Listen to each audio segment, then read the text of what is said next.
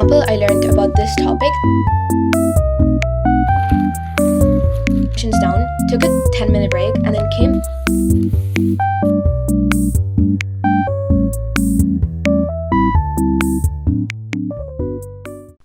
Hello everyone, welcome back to another video. As you all know, I normally wouldn't start off my vlogs like this. I will be doing my GCSEs this year, my pre-GCSEs this year. So I have been following some study tips that have been working for me. So I wanted to share them with you all, help you all with your exams and stuff. And just a disclaimer that these techniques are what work for me, so it doesn't necessarily have to work for you. If it doesn't, that's completely fine. You just have to make sure that you figure out what works for you. But yeah, without further ado, let's move on. Obviously, the first thing you're ever gonna do, you have to put your phone away and lock in. So what I do is I just put my phone on study mode or airplane mode and then throw it away on my bed usually, so I'm locked in. But I don't need to do that if I'm using my Pomodoro timer, because I'm super locked in when I'm using that.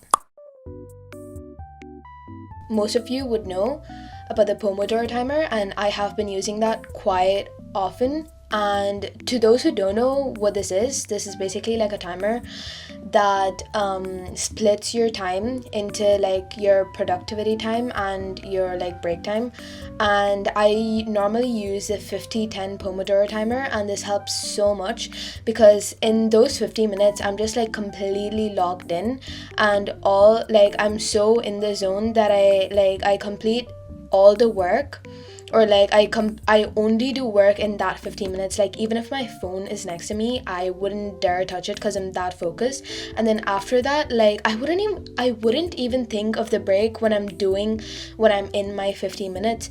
So after I'm done with my 15 minutes, I take my 10-minute break and then go back and study another subject or another topic. But I usually like to switch up, because if I'm studying the same topic or the same subject throughout the day, then that's just gonna make me feel bored, and that's just going to lower my attention span. So I switch up between subjects and topics to make it more interesting. I'm just so used to using the 50-10 Pomodoro timer that it always works for me. But for some people, the 25-5 could work, or any other thing would work, but for me it's always the 50-10. One of the most underrated things is interpreting the question well, because in an exam, if you do not interpret the question right, and then you gave the right answer, but for a different question, you're gonna lose all those marks. So you need to learn the command words describe, evaluate, state, name, all of those. So for example, they're asking you to explain a topic. You cannot describe a topic. There's a difference. So you need to know what your question words mean to give the right answer to the questions. So I would advise you to write down all the possible command or question words and write what they mean, because this literally helps you save so many marks instead of misinterpreting the question and losing 4 or 5 markers. Come home and revise. I don't mean completely know the entire topic or keep it at your fingertips. No, that's not it at all. So you come home and then whatever you learned in your lessons today, just read over the topic. So for example, let's take geography, because I picked geography for my GCSEs. I learned about this topic, then I would just come home and read over it. If I haven't highlighted the keywords, then I would do that. This is the time where in class, if they're going too fast, this is the perfect time for you to catch up on what you've been learning. You don't necessarily have to just read over the topic. So without looking at your notes, just with whatever you learned today in class, you can come home and blurt everything you know. Just register your information in some way. You can watch lectures or videos on the topic you did today, or you can read through the topics you did today, or you can just blurt out because or else you're just taking all the information before the exam, and that too like for the first time. So you always want to have like background information and then like layered on top. So day one you learn the topic, and then like 2 weeks before the exam you go over the topic again, and then before the exam you go over it in full detail.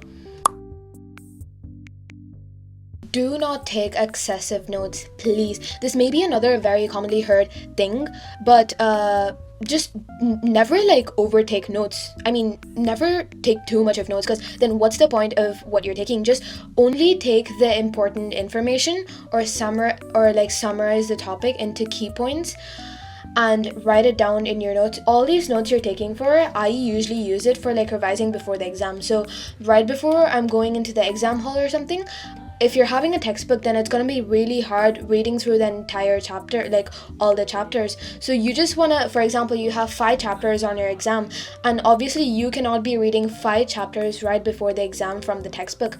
So I usually summarize all the points onto like A4 refill pad papers, and then I staple them, so you just have like a quick skim through it, and it's like so much easier to retain information or like have a last minute recall with these notes. Okay, for example, in photosynthesis, you have carbon dioxide and water in the presence of sunlight, and chlorophyll give glucose and oxygen. I'm pretty sure most of us would know that by heart, because like it's something we've been learning from a very young age. So if you're doing photosynthesis in biology, do not be taking down that. So you know the word equation, so don't take that down. If you don't know the chemical equation, then take that down. So what I'm trying to say is, do not take down the things you already know or like that's engraved in your brain. Only take down things you don't know, because if you know it, then what's the point of writing it down? It's just a waste of energy and a waste of time. So I always do this, only take down the information that you do not know. Just for the sake of summarizing a chapter, don't be writing down information that you already know. I cannot stress this enough, but science is all about concepts, especially physics and chemistry. They're all about concepts. Biology is kind of just like theory. For biology especially, you have to highlight the keywords, or like just circle them, underline them, whatever, and then only the keywords, and then with your own answering ability, you have to connect those words and answer the question. I cannot stress this enough. Please, please, please learn your 1 markers. You cannot afford to lose them. I know like it might be a really small percentage of your test, but if you just like neglect the 1 markers, then it's going to add up and you're going to lose like a significant percentage. So if you can learn something so easy and score marks, then why not just do that? Please learn your 1 markers, your single word answers, or like your 2 markers. Learn them and score every like easy mark you can. Use your flashcards as a test. This is something I would definitely recommend, and it's probably not that hard. So flashcards are usually used for like summarizing definitions or like learning definitions and like 1 markers really fast. But what I use it for is like, so when I go over my notes, I take down all the possible questions that could come from that page onto my flashcard, and then I read over the chapter really thoroughly, learning it all, absorbing the information, and then once I'm done, I take like a 10-minute break or so, and then return, and then I answer these questions at the back without looking at the textbook or like any reference, like under exam conditions. This is basically like actively recalling information that you've had. So for example, I have this biology flashcard. It's about cells, and as I was going through the chapter, I was just taking all the possible questions that could come, 1 markers and 2 markers only, because I cannot fit all the 3 and 4 markers in here. And so I took all the questions down, took a 10-minute break, and then came back and answered all the questions at the back just with my memory. And then after I was done, I would go over this in a different color pen and fill in the things that I didn't have. This is like such a good method, because you're making sure that whatever you learned, you're testing yourself, so you know that you know the information by heart. Now let's come to maths.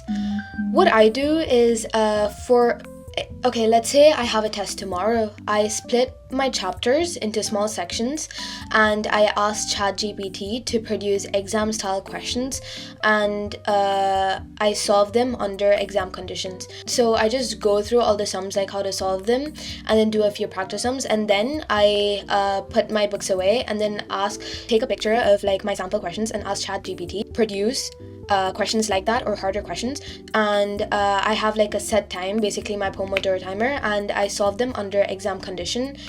And this is basically just like replicating your exam, and you're really thorough with all your topics and stuff. This is a really good method. And once you're done with the mini test, you ask ChatGPT for the answers, and you go over the answers, and whatever you got wrong, you mark them like an actual test, get a percentage out of 100. And then for the answers that I got wrong, I would ask ChatGPT to produce more questions like that question that I got wrong, and I would keep repeating until I got that right, until like I understood the how to do the sum, until I understood the question, until like I got everything right. I would just keep repeating it. Obviously, obvious tips like go with the hardest chapters or like the longest chapters first, and then you can cover the small chapters later, like, or easy chapters like after you're done with the hard ones. And you need to look at your time management, because especially for maths, you need to be on time. You cannot be affording to lose marks because you didn't have time. So you need to bring up that speed, and to bring up that speed, you need to set like a timer. You need to act like it's an actual test and do your sums and get it done within that time limit with accuracy at the same time. Also, guys, I'm so sorry. I just realized how many times I use you in my sentences. So if that meant something wrong, I'm really sorry.